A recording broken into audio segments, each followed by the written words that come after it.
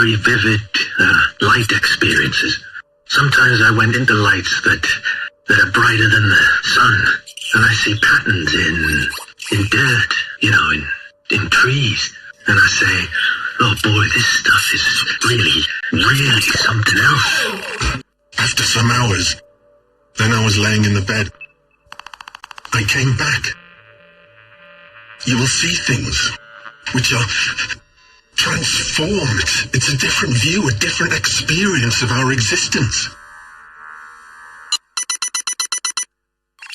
Hey!